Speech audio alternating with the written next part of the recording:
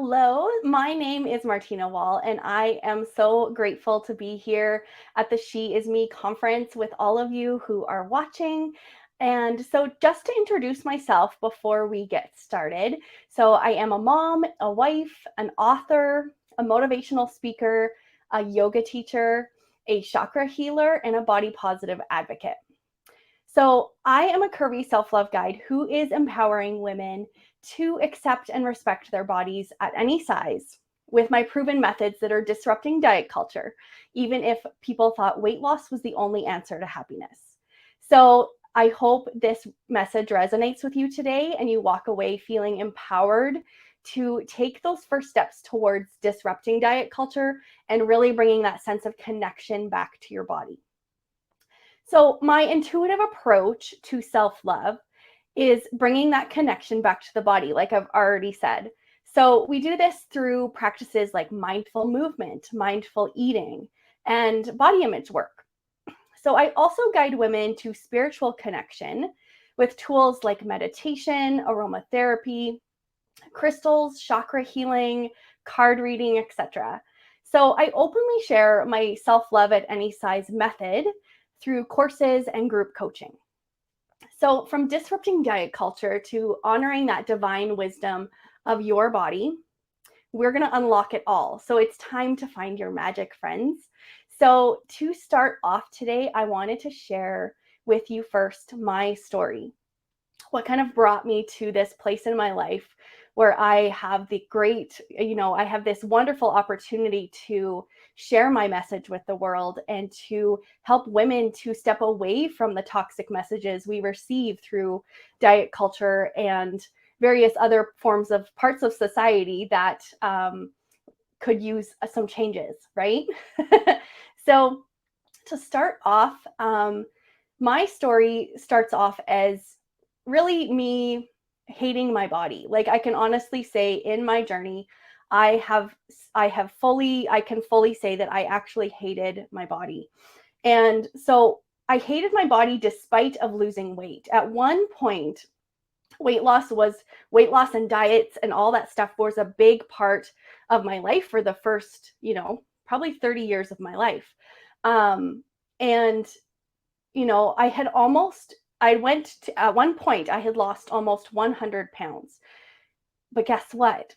I still felt the same way about my body. Never feeling good enough, never feeling worthy of love and affection. Affection was a big thing that was lacking in my marriage because of my hate I had for myself, of not wanting to be intimate, because who would want to touch my body? So I remember looking in the mirror one day after that point of losing almost 100 pounds. And I realized how much that I still hated myself as just as much as I did 100 pounds heavier. So to say the least, I was devastated. I just, you try so hard, you do what they say, you eat when they tell you to, you exercise how much they want you to, all in order to seek this validation and this happiness that we all are seeking. And that's what I was seeking. I wanted to be able to look in the mirror and actually like what I saw. Love wasn't even like a word for me at that point. So I was devastated. I did all this hard work. I did what, society and culture tell me to do. And everything was suffering, like everything. My relationships were suffering. My career was suffering. My self-care was suffering. There was all these parts, like my diet was suffering. My exercise was suffering. Every aspect of my life was in, was suffering. And, I was a type of person back then where you wouldn't have never known it. It was a very silent battle that I was fighting with. I know if you ask anyone who knew me in those years of when I was excessively dieting and exercising to the point of it being like an eating behavior problem, like to the point of possible eating disorder if you were to give it a label. So with all of that sadness that I was holding within that I wasn't sharing with pretty much anybody, I felt sad. I felt angry. I felt hopeless. But then this happened. So in my journey, I went to my first yoga class. Yoga was a form of movement I never thought I was worthy of doing. I literally felt, and I like, mark my words, this is what I said. I felt like I was going to look like a beached whale on the yoga mat. And I told my friends that. I felt like everyone would judge me, and I just couldn't bear the embarrassment. So I wouldn't go. Despite of my negative thoughts, though, I took that leap out of my comfort zone and I attended my first class. So really, to put it into a sentence, life changed for me that day. I felt like I connected to my body for the first time. I felt peace. I felt free. I felt home. It felt like home, which is such a profound way for me to describe it, but it really felt like home for me. I felt like I arrived at this destination that I had been craving for so long. So shortly after my first class, I got certified to teach yoga, and I have never looked back. And, through that journey of becoming a yoga teacher, I was presented with a lot of obstacles as well. Obstacles of, oh, well, I'm still a plus size person. So really, I shouldn't teach yoga because most yoga teachers don't look like I do. And so there was a lot that I worked through during a lot of healing that took place during my yoga teacher training, that I really started to connect once again back to self. So I still had a lot of work to do in regards of self-love, self-growth, self-worth. And I have worked hard on this with a lot of self-care, personal development, coaching, yoga, journaling, crystals, using natural products that support my mental and emotional health. So I can actually say now that I accept and respect my body. And some days I even love my body. So with that being said, that is kind of that is my story that I wanted to share with you guys. And I hope that if you've ever felt that way, that you've gone and done things that diet culture and society have asked you to do, and you just you're looking for a better way. You want to unlearn the things that diet culture and society have done to make us feel so worthless, that we're not enough, that we're not beautiful. And so with that being said, today I want to help you guys start to think about how we can disrupt diet culture and connect back to our bodies. So diet culture, to explain a little bit about what that is, diet culture is that belief that we need to be thin, and being thin is the most important thing. And it's the diet ads, right? It's the before and after photos. It's the thinspiration posts on social media. It's the celebrity endorsements of weight loss products. Like, the list goes on and on. So it is a $64 billion industry in the United States alone. So diet culture is here to make money off of our insecurities, and it's very harmful. Diet culture is damaging to our mental and physical health. It tells us that we are not enough. It tells us that we need to change our bodies to meet society's standards. But here's the thing. You don't need to change your body. Your body is perfect just the way it is. So with that being said, what can we do to disrupt diet culture? So what we can do is to start by refusing to buy into the lies that diet culture tells us. We can do this by reconnecting with our body and learning to trust its cues again. And you can support others in their journey as well. It's a whole ripple effect. And that's what I love about the work that I do, is as I have gone on my own healing journey, and now in a point that I am sharing that with others and inspiring other women to take that same brave leap, that it's that ripple effect, that domino effect, that, as you kind of do that hard work and that healing, you are helping someone else, and you are inspiring other people as you do that hard work.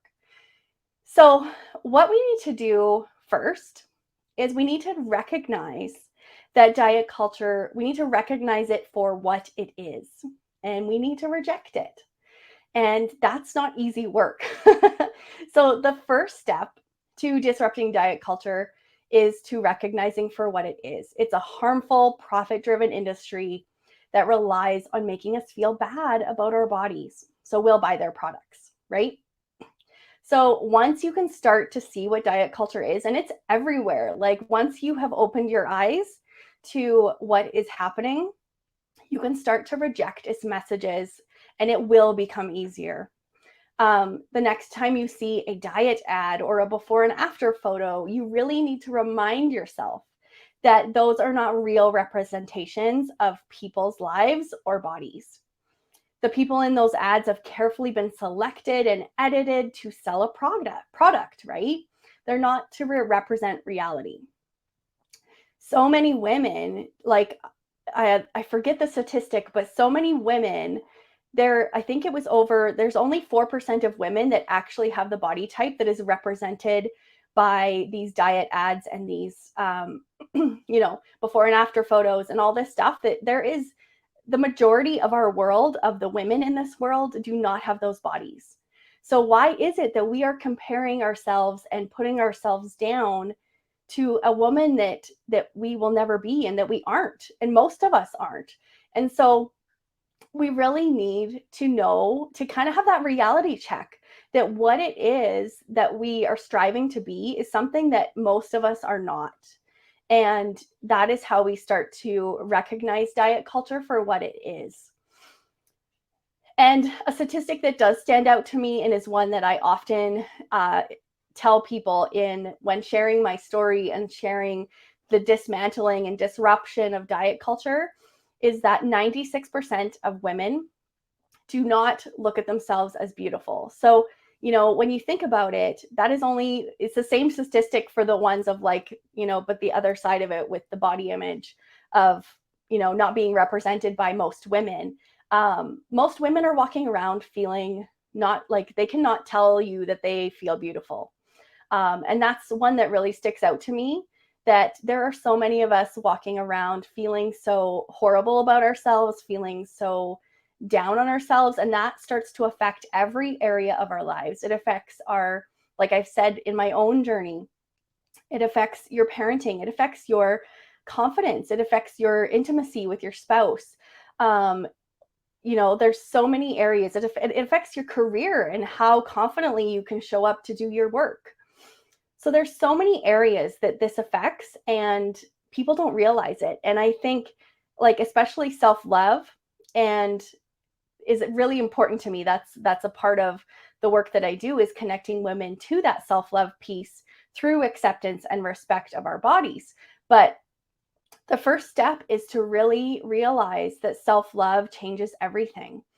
And that connection back to the body is something that is so powerful. Our bodies are such wise and smart things that we possess, that we have the power to decide, and our bodies tell us what they need. Our bodies are really good at telling us what we need.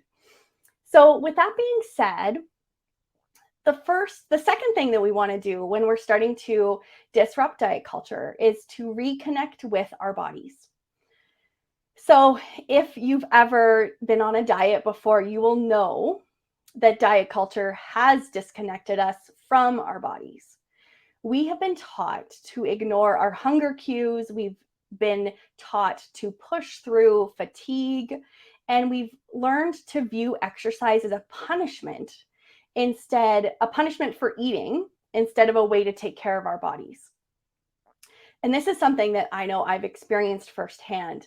My history with yo-yo dieting, my diets told me how much to eat, when to eat, what not to eat, what times to eat, when to stop eating, when to start eating. It's ridiculous when you put so much power and so much energy into listening to something that doesn't know your body. Any diet that you have tried or, gone through it, you'll realize that so much of it is that disconnection from giving your body the power, giving you the power to decide on when you're hungry, when you're full, what type of movement to do, how long to do it. I know in my own experience, there was times where I would only eat if it, and that's general diet talk, is I would only eat when it fitted in my allotted calories for the day. So if I was still hungry after a certain time of day and I had used up all my calories I was allowed to have, I didn't eat. And I know many people still do that. That's a diet culture thing, right? But another thing that I did is I would only do movement if I knew it was going to count for X amount of calories. So I would look at, I would type in the app and I would say, okay, how much calories is it going to burn if I go for a half-hour run? It wasn't, and if it wasn't good, like if it wasn't a high number, I wouldn't do it. I would only do exercise if it provided me with a big calorie, it was going to burn off X amount of calories. And so I was depriving myself of joy with movement. And that's something that I have discovered through yoga and other practices now that I've really connected back to my body, is that we should be moving our bodies in a way that brings us joy. Joy should be connected to so much of what we do in this life, because we only have one life, we only have one body. And it's time that we stop treating this life and this body with such disrespect, with such anger, with such like resentment.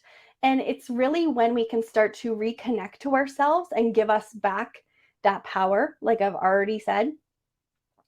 We really want to bring us back to ourselves. And as a result, of all of this, and through, exercise, especially when many of us have lost touch with our bodies. Many of us have lost touch with our natural rhythms and our signals. And that was something that, like the story I just shared on my relationship with food and exercise, that I would only eat if I was allowed to, according to the diet I was currently on. I would only exercise according to how many calories it burned. And that really, that gave me permission to lose complete touch with my body. I had no connection to myself.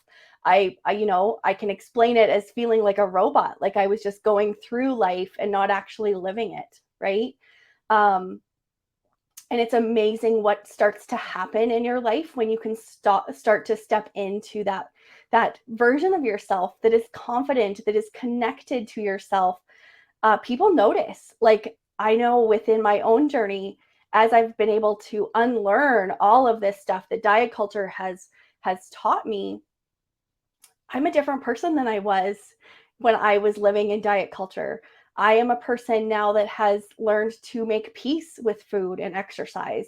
I am a person that has full connection to my body, and I make a very mindful effort in my life to live mindfully and live with connection to myself.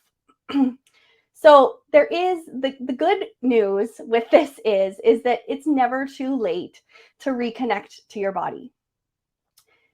A really good starting point that's really easy that anybody can do is to start by checking in with your body throughout the day.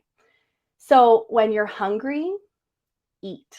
When you're tired, rest. When you feel like moving your body, do something active that feels good, that brings you joy, not something that feels like a chore. Because like diet culture has taught us, you end up doing things that you actually literally hate.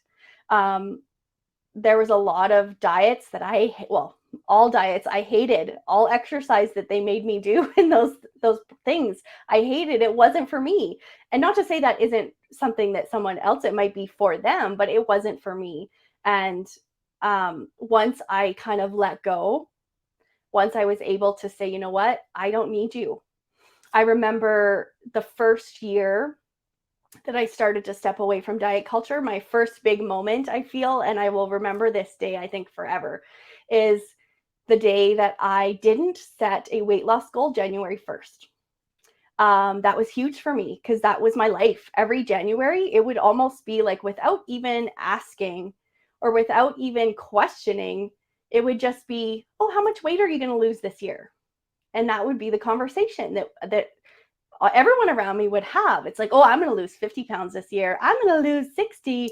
And that was the conversation that happened January 1st.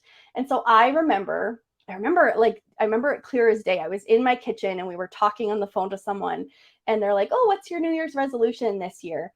And mine was related to a career goal that I had for myself. I'm like, oh, I'm gonna be doing this by the end of the year, kind of thing.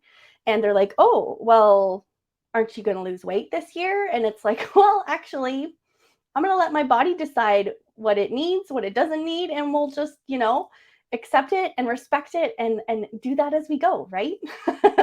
So as we start to reconnect to our body, taking those mindful moments to just listen, just take that pause. I invite you to take that pause, even right now as you're listening to this this video, to take that pause, to place a hand on your heart and just connect to yourself. Take some nice deep breaths. Notice what you're feeling. And I would invite you to do this even as you are going to eat a meal. That's another thing that you can do, is to just really start to connect back to yourself. So pausing, take a lot of mindful pauses during your day before you get ready to eat. Ask yourself, am I hungry? What am I hungry for? What is my body telling me I need? Because our bodies are really intuitive all on their own. And that is the form of, or the way of living that I currently am living now is from an intuitive eating standpoint, from really listening to my body, honoring my body, giving it what it needs, and really releasing that shame and guilt and fear around food, that there's, I can't have any of these foods because they're bad, and I can only eat these foods because they're good. Because that's something that, it's interesting that we put so much moral value on our food. Food, if you eat certain food, it doesn't make you good or bad. Like, are you kidding me? Like when you start to put it into perspective, it's like, oh my gosh, you're right. Because I shouldn't be placing moral value on the food that I eat, that nourishes my body, that gives my body energy to do the things that I need to do in this life. And it's really crazy when you can start to look at it from that perspective. And once again, just really, if you leave with any advice today, I would ask you to just keep connecting mindfully back to your body and asking your body what it needs. And like I said, placing a hand on your heart, taking some deep breaths and just saying, hey, what do I need in this moment? Sometimes that might be food. Sometimes that might be a conversation with a friend. Sometimes that might be you need to move your body. Sometimes that might be you need to journal your thoughts. There are so many different ways that we can connect back to ourselves that just really reintroduce ourselves to ourselves. You know what I mean? Like when we can really connect back to ourselves, you get to know yourself on such a deeper level. And that's something that, when we talk about accepting our body and respecting our body, which is what I help people do, really so much of that, when we're talking about the body respect piece, that is really taking care of yourself. As you are listening to your body and you learn to listen to it and you unlearn all those toxic systems of diet culture that have really been so horrible on our emotional health, on our mental health, a big part of the respecting your body is taking care of yourself. So it's, drinking enough water, nourishing your body with food, moving your body in a way that brings you joy, really starting to dismantle and build back up your body image that has probably been super low as a result of buying into diet culture for so long. Body image work, inner child healing. There are so many different levels to our healing that allow us to always be coming back to that body respect. And with the body acceptance piece, when we are talking about diet culture, it's really learning to stop comparison, stop comparing yourself to other people, stop comparing your body to the body next to you or the woman in the grocery store, because she is not you. And she does not have your body. We are all very uniquely made. And the sooner that we can step into that body acceptance of, this is my body, this is the body I've been given, and I want to treat this body with love and respect. And by doing that, a part of that acceptance piece and that body acceptance, a really big part of that is disrupting diet culture and saying goodbye. So with that being said, a part of our journeys that we really, and this is something I shared towards the beginning of the video today, is to support others as you go along. This ripple effect, this domino effect that we create when we take those brave leaps towards accepting and respecting our body and disrupting diet culture. So we all deserve compassion and we all deserve support. So no matter where we are in our journeys towards accepting and respecting our bodies, we need that community. Community is huge. And that's one of the pillars within the work that I do, is the importance of community. And even in this conference that we are in right now, this is a community of women of coming together and just sharing their message, sharing their stories. And with that, that's creating this community, right? And we all need these communities so badly. So if you are seeing someone being shamed for their weight, for their appearance, you need to speak up. You need to show them that they are not alone in their struggle against diet culture, and to know that we are all in this together and that we are beautiful just as we are. Because diet culture, it's harmful, it's pervasive, and we don't have to accept these messages. We can choose to disrupt diet culture by recognizing its lies and by reconnecting to our bodies. And it's something, when you think about the big picture of just connect back to your body, no big deal, like here we are. There's a lot of healing that goes into this. There's a lot of unlearning. And I know an exercise that I often share, just as a perspective of kind of putting it into perspective, is that, for example, like if you are, let's take your dominant hand that you write with. If you write your name, it's pretty easy. It's pretty simple. It flows pretty nicely. You don't even think about it, right? So take that opposite hand, take your non-dominant hand, the hand that you do not write with, you do not eat with, and try and write your name. So as you can imagine, it's really hard to write your name with that non-dominant hand. It is super challenging. It's uncomfortable. It feels awkward. You want to just stop and write with the other hand because it's easier. So I like to give this perspective because we have to look at this as what it feels like and what it is like to leave diet culture. It is really hard. You have to imagine leaving diet culture as writing with that non-dominant hand. It is super challenging. You want to give up. You feel like the easier way would just to go back on that diet and exercise how they want you to. But just like anything, over time, with compassion, with patience, with grace, you're going to be able to start to write with that hand just as well as you could with the other one. And is the journey going to be easy? No. Is the journey going to have hurdles and obstacles that try and get you to write with that other hand? Yes, there is. Diet culture is everywhere. Diet culture isn't going anywhere, unfortunately. So it takes a really lot, and that's when I go back to this community piece. It takes so much effort to just say, no, that's not something I wish to be a part of anymore. And you're going to be constantly reminded by it. And it's going to constantly try and show up for you.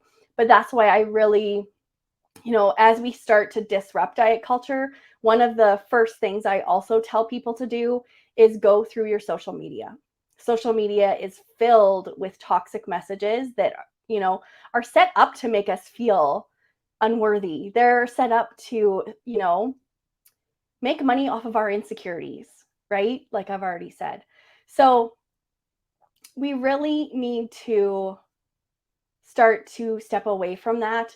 And by going through your social media, every time one of those ads come up, you can hide that ad. You can say, I don't want to see this anymore. If you have people in your lives who, when you look at them on social media, you get those feelings of, oh my gosh, I'm never going to be like her. Oh my gosh, I wish I looked like her.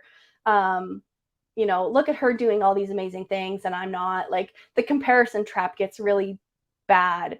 If it's people that just don't align with your values, don't align with your path that you're currently on, if you decide to step away from diet culture, you might have to take those brave leaps towards catering your social media to be empowering, to be inspiring, to, be able to scroll through that feed and not walk away feeling worse, not walk away feeling disempowered, not walk away feeling, ugly, feeling unsuccessful, feeling unfulfilled. That is because we social media can be such a toxic toxic place to be if you don't take those steps towards removing that negativity and those toxic systems that are set up to thrive off of our insecurities. It's really just able to, really cater your feed to be what you need. And there is a lot of amazing communities out there on social media as well that really are set up to, take you into these safe spaces and these safe containers that help you to feel safe online, to help you to feel empowered to be exactly who you are, be empowered to accept your body, respect your body just the way it is in this moment. And by respecting your body's going to be, wow, look at all this amazing things our body's giving us. Like, your body's not going to know what hit it, right? So with that being said, you guys, I really wanted to share with you a little bit of a glimpse into to what I do now. So my business, Martina Health and Wellness, my main goal in my business is to empower women to accept and respect their bodies at any size. So with that, I have my program called the Self-Love Revolution with Martina. And this program can really help you to heal your relationship with food and exercise. So if you find yourself restricting your food intake, if you find yourself over exercising in an attempt to lose weight, if you feel like you've never felt good enough, and I know that is a big thing for me, those feelings of being enough are huge. And when I started to realize that I was enough, I know my life changed drastically in a positive way. So if you have felt like you are any of those things, it's time for a change. It's time for the self-love revolution. So in this program, we really start to take those brave leaps towards disrupting diet culture through my self-love at any size method. So we establish self-care routines. We heal our relationship with food and exercise. We repair our body image and step into confidence. And a big part of that is building that community. And we do all of this with the support of energy healing and a lot of different energy tools. And as you are thinking about that program, I also have a free community that can just really get you started in realizing what I'm all about and how I can empower you to really start taking those steps towards body acceptance and body respect. And you will see the link just below here at imperfectlyperfectyou.ca is where you can find my free community that I would be so grateful for you to join us and start to really dive into that disruption of diet culture. So going back to my program. So the program is designed to help women who hate their bodies learn to love themselves again. Through the program, women learn how to establish those self-care routines, heal their relationship with food and exercise, repair their body image, build confidence, all that stuff. So in the program is like the big version of this. It is the big deep dive inner healing. But like I explained at my in my Facebook group, imperfectlyperfectyou.ca, that's where you can really receive little bits of this and just start to do that work and decide if a program is right for you, or decide if a free community is all the support you need for right now. So if you're ready to join the self-love revolution and start living a life you love, I would just ask you to visit my website at martinahealthandwellness.com, and you'll be able to find that. And I would love for you to connect with me, and I'd love to have a chat with you if that's something that felt aligned for you in your journey. So in conclusion, how can we start to connect back to our bodies and disrupt diet culture? We've talked a little bit about some ways that we can do this, but I did want to leave you guys with some next steps in your journey, some next steps that you can start to dive deeper, a little bit deeper into this journey of leaving diet culture. And so I have a free guide for you. It is called Disrupt Diet Culture, and it will help you just to get started. So the guide includes tips on reconnecting with your body, changing the way you think about food, creating a healthy relationship with eating. You can download it by visiting my website, martinahealthandwellness.com. And if you go to the freebie page, it will be on there. And so I hope you find it helpful in really reclaiming your health and your happiness. And so with that being said, I would love to know your thoughts on how you feel about diet culture, if you feel ready to leave diet culture, and if you feel like you have the support and the accountability and the community to do so. It's really important to feel empowered with all of this, because I know in my own journey, something that I could have used 10 years ago was that community piece. It's so important to be connected to people who are going through similar things. And I think that's something that's very beautiful about this conference, is that I'm sure within all these amazing speakers that you are bound to find someone that you're going to have those Me Too moments with. And those are the people that I know I needed as I started my own journey, is just that sense of community and support in that process of connecting back to yourself.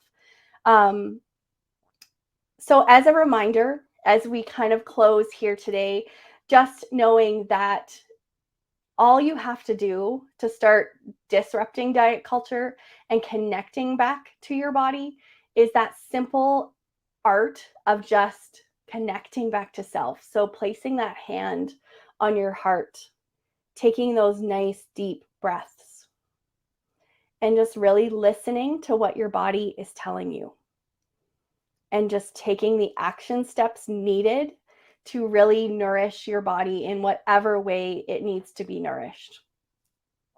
So with that being said, you guys, I am so grateful that you have that you've arrived here for a reason in this conference.